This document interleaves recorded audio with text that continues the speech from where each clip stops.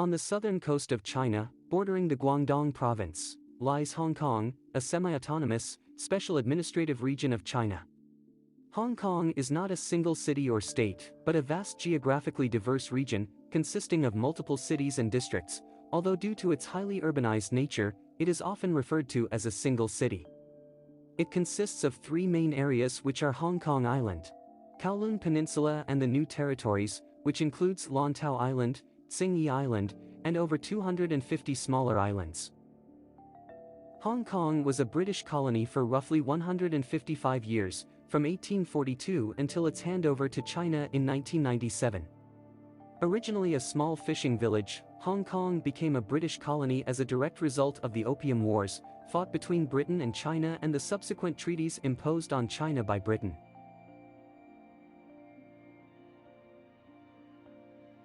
By the early 19th century, Britain was importing large amounts of tea, silk, and porcelain from China, but China had little interest in British goods in return.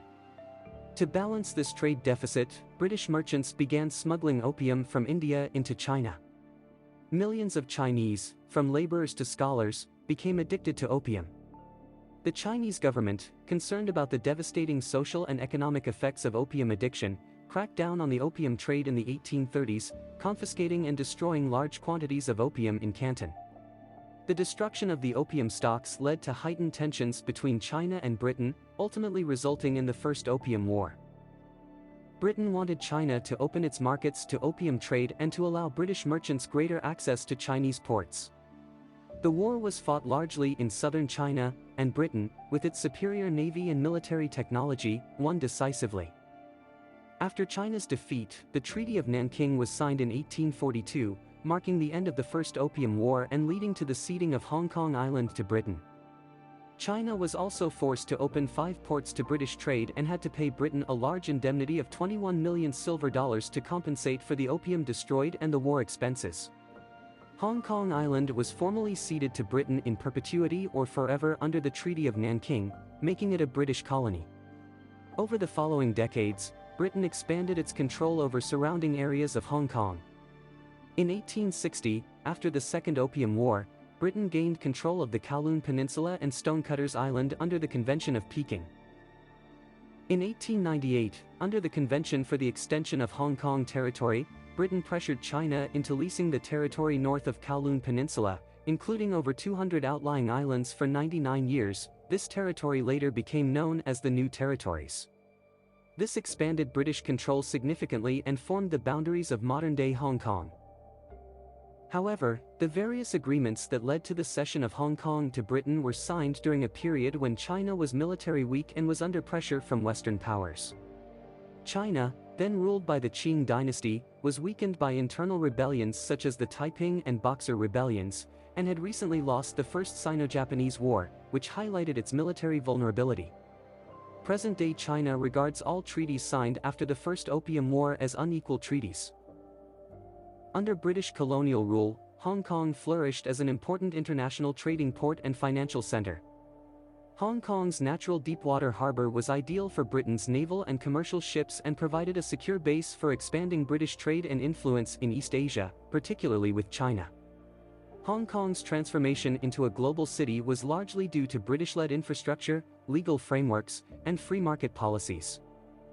However, this legacy is complex, as it also includes limited political freedoms and significant cultural changes. The city remains a unique blend of East and West, shaped by both its colonial past and Chinese heritage. After 155 years of British rule, Hong Kong and its surrounding territories were returned back to China in 1997. The decision to return Hong Kong to China was shaped by various factors, particularly the expiration of the lease for the New Territories, China's rising global influence, and Britain's inability to maintain control over Hong Kong without China's cooperation. China was a rising economic and political power by the late 20th century. By the 1970s, the country made it clear that it considered the entire Hong Kong territory, including Kowloon and the New Territories, as part of its sovereign territory, irrespective of historical treaties. The country consistently regarded the treaties that ceded Hong Kong Island and Kowloon to Britain as unequal and illegitimate.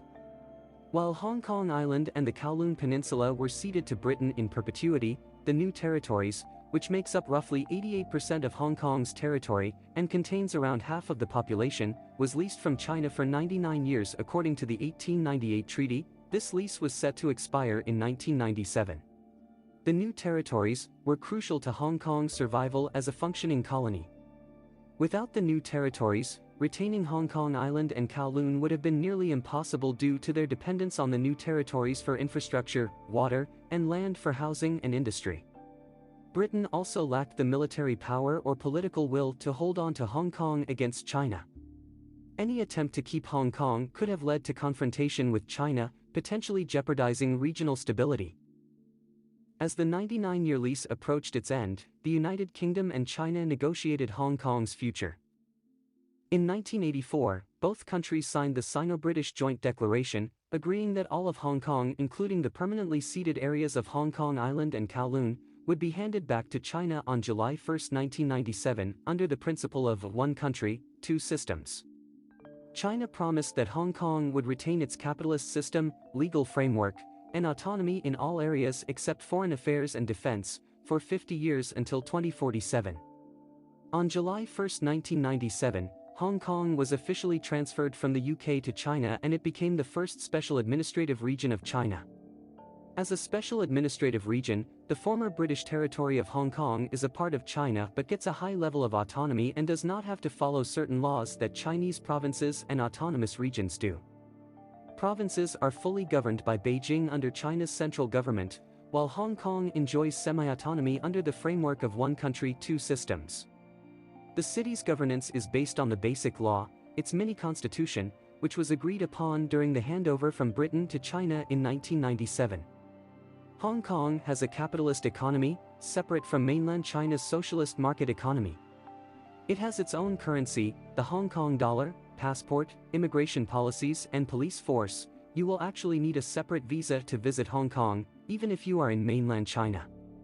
Hong Kong manages its own trade and is a member of organizations like the World Trade Organization, and it competes independently in international events like the Olympics. However, Hong Kong does not have the power to secede from China or conduct its own international relations. Hong Kong's autonomy is expected to last until 2047, after that China takes over.